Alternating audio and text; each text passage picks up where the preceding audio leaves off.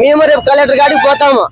మాకేం జరిగింది సార్, మేము ఏం చేసాం మేడం? మేము మాకు బండ్లు చేసినారు, మాకు నోటీస్ ఇలే, వారంటీ ఇలే, ఉట్టుబాటు మీరు బండ్లు చేస్తే మేము ఆడికి పోవాల. 18 ఏళ్ళు మేము 18 ఏళ్ళ నుంచి మేము ఉన్నాము. మాకు ఇదే ఆధారం. మా పిల్లలు మేము దీని నుంచే పోషించుకుంటున్నాము. ఇప్పుడు మేము ఎక్కడే బతకాలా? మేము సార్ మాకేంటి సార్ ఇవన్నీ ఇట్లా చేస్తారంటే నువ్వు పక్క పర పూక నువ్వు న్యూసేం చేస్తున్నావు అనే మాట చెప్పినారు. అన్నారు సార్, అన్నారు ప్రమాణ సత్యంగా అన్నారు. కొట్టినారు, బీకినారు, ఇట్లా చింపినారు. ఇట్లా చేస్తే మేము ఆటికి పోవాలా. మాకు సారు జాయింట్ కలెక్టర్ సారు మాకు అంతా మొత్తం న్యాయం చేయాలా. లేకపోతే మేము ధర్నా చేస్తాం, మేము సత్యపోయే కానీ మేము మంది దాకా కానీ వెనకాడము. సార్ రోజు ఏమో మాకు 700-800 వస్తుంది సార్, 700-800 వస్తుంది. మాకు ఈ రోజు నష్టం వచ్చేసి 340,000-4,000 రూపాయలు లాస్ అయింది. సరికంతా రోడ్డు రూపాయలు అయిపోయింది. ఎవరికి లేదు సార్, ఎవరికి ఒక్కొక్కరి దగ్గర 150 రూపాయలు చొప్పున బండ్లని రాపించుకొని సంతకాలు పెట్టించుకుని పోయినారు. మళ్ళీ మున్సిపాలిటీ వాళ్ళు వస్తే పోలీసులు సార్, మున్సిపాలిటీ వాళ్ళు వచ్చారు, ట్రాఫిక్ పోలీసులు వచ్చినారు. సార్ మాకు న్యాయం కావాలా. మీ కలెక్టర్ గారికి పోతాము, మాకు సార్ ఏం చేస్తారో చేయండి.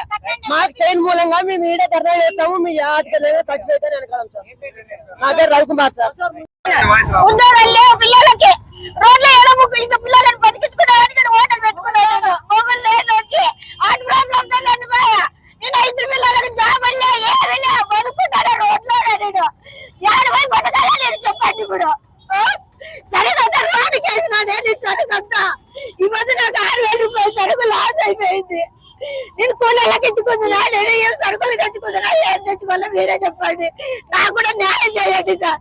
నా 2 పిల్లలు కూడా ఉద్యోగం లేక రోడ్లో వేసుకుంటాను. నేను ఈడ నాకు మొగలు లేడు సార్, వేసుకుంటాను కానీ జాబులు లేవు నా పిల్లలకి.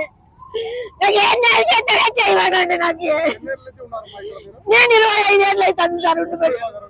ఎప్పుడు చదువుతున్నా కానీ మొత్తం మళ్ళీ పెట్టిస్తుండ్రు సార్. వాళ్ళే పెట్టి ఇంత అధ్వానం ఎప్పుడు జరగలేదు సార్. మాకు ఇంత అధ్వానం ఎప్పుడు జరగలేదు. అమ్మ మీరు అమ్ముకున్నాక ఖాళీ చేయండి అని చెప్తుండ్రు. అంతకంటే వాళ్ళు ఇంత సడన్ గా చెప్పలేదు. మాకు ఏది చెప్పలే, చేయలేదు. మేము 3 రోజులే హోటల్ పని చేసుకొని వాళ్ళు మైకుల్లో వాగించుకొని పోయి కూడా మాకు తెలియదు.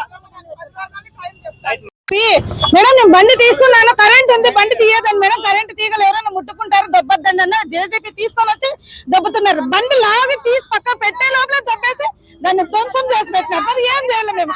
ఏమన్యాయం చేస్తాం సార్? మా ప్లాస్టిక్ సామాన్లే టిఫిన్ కూడా కాదు, మొత్తం బిజ్జలు చేస్తారు. కనీసం 10,000 రూపాయలు సరుకు తెచ్చుకుంటాము, మొత్తం అంత పగలగొట్టి పెడితే మేము ఎవరు తెచ్చిస్తారు సార్? మాకు ఇప్పుడు అవి ఏం తీయాలి కూడా అనలేదు మేడం. కరెంట్ ఉంది మేడం, దాన్ని తొలగించి తీసేస్తున్నాను మేడం అని 3 ఆడలు పడ్డా కూడా 4 ఆడలు పీకేస్తున్నారు సార్.